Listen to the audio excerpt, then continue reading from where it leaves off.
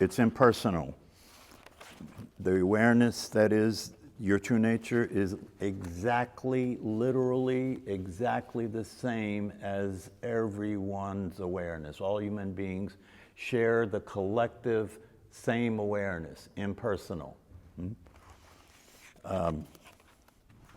just for the purpose of conversation, sometimes we make concessions. Language. Well, I mean, you know, the world in which we live is a world that depends on duality. You know, to be in the world, you have to be separate from the world. To be in the world, you have to be separate from other people. If you take that to be the true reality, it's a misunderstanding because that's an appearance. It's not real. That's something that as you continue to learn about this, you begin to discover the truth about what you're seeing. And one of the ways my teacher talks about this is he says, you know, we think we're seeing this world, but the only thing you will ever see is the back of your retina. Your brain is looking at the back of your eyeball. It's not looking at the world. It's seeing that world after that information comes into your eyeball, gets processed, and turns into this. So you're never seeing this. There really is no this out there. This is a processed data that your brain is seeing on the back of your eyeball.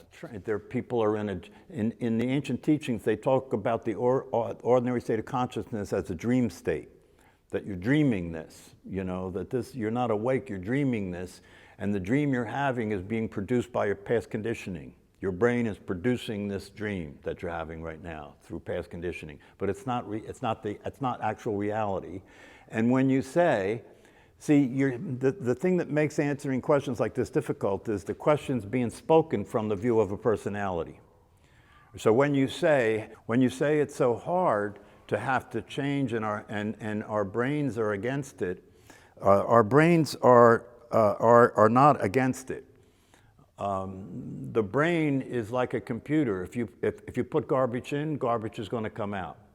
If the data and the programming that's operating in the brain is dysfunctional, right, then it can't produce realistic outcomes.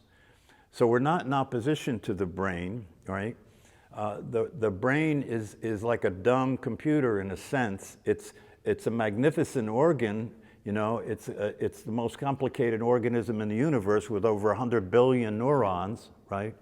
But even with that being the case, if the data that is put into it and the programming that's running there is not accurate, it is been ill-conditioned, then it won't produce appropriate outcome. It won't produce the outcomes that you want to experience.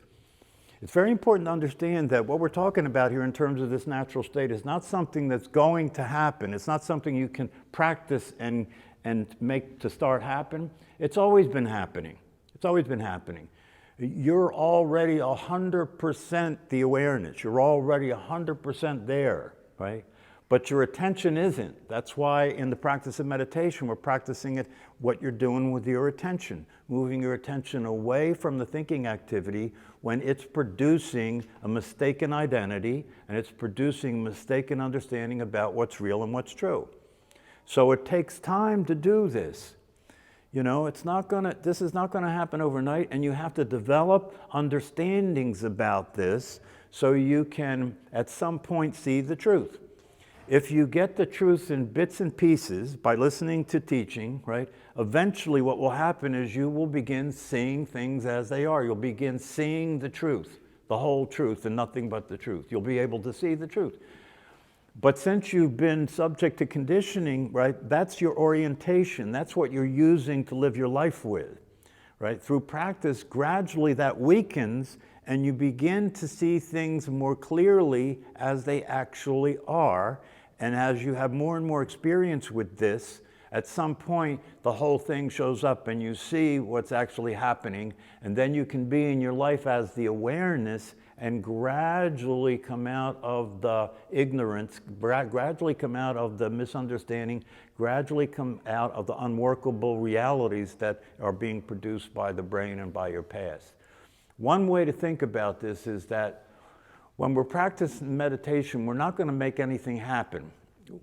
What we're up to here is something that's already happening, right? When we're practicing meditation, we're eliminating the confusion, we're eliminating the distraction, and we're bringing awareness from the back burner to the front burner. You know, so we have something that actually works, something that's actually usable to live life and produce a state of well-being. So a way to think about this is that all human beings have the seed of the truth within them. All human beings have the seed of their true identity within them, right? But until that seed is given the right atmosphere, it won't blossom. Meditation is providing the seed of the truth of your natural state, the atmosphere for it to begin to grow by eliminating all of the energy being wasted on thinking, right? And allowing yourself to experience the space of consciousness, right? That space of consciousness is like the light that shines or the water that's on a seed that allows it to blossom and start to grow, right? So it's already there, but its expression isn't there because it hasn't been given attention, it hasn't been energized, it hasn't been given the right atmosphere of quietude and stillness for it to rise up and start to blossom and then when it does start to blossom, right, when you do begin to experience spontaneous happiness, you know, well-being is peace, happiness, satisfaction, and clarity, right? When you begin to experience that because you're practicing meditation, and then you begin to be aware of having that experience, not only in formal meditation, but as you're going through your life and dealing with the situations you encounter, right? Then that's more water and sun on the seed, you see? Until the seed sprouts, right? And that which has always been there is now expressing itself. Your true nature is now expressing itself. And you stop expressing the corrupt material that's coming from the conditioning and the brain and the past experience. Yeah. I like when you explained how Descartes had it backwards. Yeah, Descartes said, I think, therefore I am. And nobody questioned it. You know, the reason nobody questioned it because everybody said, that makes sense, that seems right, you know? I know who I am because I think I am who I am. That seems right? But nobody slowed down and stopped long enough to look and see, how could you think if you're not aware already? Awareness is the basis of your existence, before thinking, right? You've got to be aware in order to think, right? So your thinking doesn't produce awareness, your awareness produces thinking. It's the other way around. The condition that humanity is in as a collective reality is called ignorance. It's called ignorance. Which means when you're practicing meditation, you're no longer ignoring your true nature. That's all. You're starting to give attention to your true nature, right? So ignorance means and that you don't know. It's like Christ said on the cross, forgive them for they know not what they do. They're ignorant. They don't know the truth. They don't know how things really are. And worse than that, not only do they not know how things are, but they have a whole explanation for how things are that they believe is the truth. And since it's not the truth, it doesn't work, right?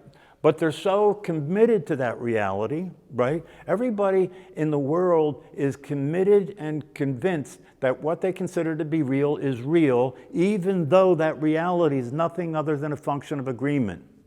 It's a function of agreement, right? Those green pieces of paper that we value so much are what they're worth because we agree to that, that's all. A rock that's dug up from the earth, right, that we make sure is a rock that a lot of people don't get, we call that a diamond and make that valuable, right? It's all agreements. It's all agreements, right? So the reality that's a function of agreements is what the collective humanity considers to be the only reality, the only real reality, right? And so people in general would listen to teachings like this, you know, and say, oh, that's crazy. That's a cult. You know, that's crazy. That's not practical. How do you use that? I'm not going to sit still and be quiet. That's not going to get me anything. I need to make money, right? That's the reality everybody believes in. That's the reality everybody's living, right? And everybody considers themselves to be who they were told they were. You know, your identity as a personality is a function of memory. And it's important to understand that. If somebody gets a serious head injury, right, this is a fact. If somebody gets a serious head injury and they lose all their memory, they don't know who they are. That means the only way you know who you are is you remember it. How real is that? How real is that? Compared to the experience of awareness, right, which you don't have to remember awareness, it's never not here. It's always here because it's the truth of your nature. It's the truth about who you are. If you start to grasp that and you start to make the connection, you start to connect the dots and you start to realize, oh, no wonder things don't work. No wonder I'm upset a lot. Because the mental state generates thoughts that are different from what's happening, right? And then we reject or resist what's happening because that's not what should be happening, right? What I think should be happening is what should be happening. And when that's not happening, guess what? I get upset. I get upset. So the source of suffering is when I think what should be happening is not what's happening. That's the source of suffering. And if you start to pay attention to that, you'll see yourself doing it all day long. When you leave here and you're driving out there in the traffic, watch your mind. Your mind will saying, this isn't right. This traffic shouldn't be here. That person shouldn't be going that slow, right? And then you get upset. So the definition of upset is unfulfilled expectations. You expect things to be a certain way and they're not, and then you get upset. If you start paying attention to that and you realize that's crazy. That's crazy. If I get upset because something is different than the way I think it should be, that's crazy. That's crazy. Why? Because it's already that way. If it's already that way and I refuse to accept it and I resist it and I reject it, now I'm in conflict with reality. And most human beings spend most of their waking state in conflict with reality. They're even in conflict with themselves, aren't you? Don't you judge and evaluate yourself and make yourself wrong when you don't do what you think you should do, right? Yeah. So this meditation is a vehicle that you can use to gradually come out of the state that doesn't work, the unworkable condition that human beings are spending their life in. It's available, it's free, right? All it requires is that you establish a practice, you spend time studying the teachings so you can learn about the way things really are instead of what you were taught they are, and you can start living a real life. You can start actually being in your life instead of being in your head. You know, most human beings will live out their entire life in their head. They'll live a thought life. They'll live out the entire life in their head. Combination of how I feel and what I think, right, is what their entire life will be, and then the body will drop. And the tragedy of that is that they were never in their life. They were only in a thinking process about life. And it's not very fulfilling when you're not experiencing being alive. It's not very fulfilling when you don't experience being in your life, experiencing what's happening. That's why in Zen and in meditation, what do we focus on? We focus on the present moment. Why? Because that's all that exists. That's reality. The present moment is all that exists. Your entire life will never take place anywhere else other than in this present moment. That's your whole life. That's your whole life. The idea that there's a future and a past, right? That's just a thought process. The only real reality is the present moment, and within that present moment, everything that ever existed and ever could exist exists. So if you get tuned into that, you're experiencing reality. You're experiencing the way things really are. And when you're experiencing the way things really are as what you actually are, there's an experience of well-being. That is the fulfillment of the possibility of the human life, is to experience being well, being satisfied, being happy. Right? Being present, having clarity, seeing things as they actually are, you know, being responsive to life instead of reacting to life all the time, you know, being able to experience a calm state of mind and a relaxed physical state so you can enjoy the experience of being alive. And one of the things that my teacher talks about a lot is the fact, in fact, he wrote a book called A Temporary Affair, right? It's very important for you not to waste time because a human life is, you know, you may think differently about it, but guaranteed it's that, because compared to all time and all possibility, a human life is a flash. It's a flash. So you don't have time to waste. If you're going to be in your life and experience the possibility of happiness and well-being, you better get at it. Get at it. You know, don't waste any time, which means you have to establish a practice and do it every single day like your life depends on it, because it does. If you don't wake up, you will sleep through your life and the body will die. That's what will happen. And that's the collective experience. The collective experience of humanity is so embedded in the brain, right, that everybody thinks it's foolishness to consider there to be anything other than that.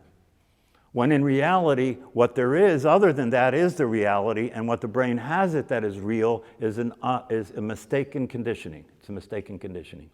You know, one of the things that I actually attempt to do in this class is scare you into meditation. Because if that's what it takes, so be it. You know, it's that important. You should be afraid not to meditate. You should be afraid to have this voice in your head running your life. You should be afraid of that. It doesn't work. It's going to bring you a lot of suffering, a lot of confusion, and a lot of conflict. So it's up to you. You'll start to catch on to this. It'll start to be a habit. Being awake will start to be a habit, good habit. Being awake is a good habit to have, right? And when you get further down the road with this practice, you start to see the benefit of it. You start to realize your relationships are now working better than they did, right? You start to experience that you can wake up in the morning and not have the burden on your shoulders every morning when you wake up. You know, you can wake up and have an open way of being in your life. A lot of the people that talk about this experience of being awake and aware, they say it's an experience of not knowing. In Zen, they call it Zen mind, beginner's mind, experience of not knowing, which means you're receptive to everything all the time. If you think you know something, you're not interested in finding out about that anymore, you know it. And that's what's killing humanity, is what they think they know, instead of what's available to be receptive and experience if you're aware of it. That's coming out of ignorance. It's coming out of ignorance.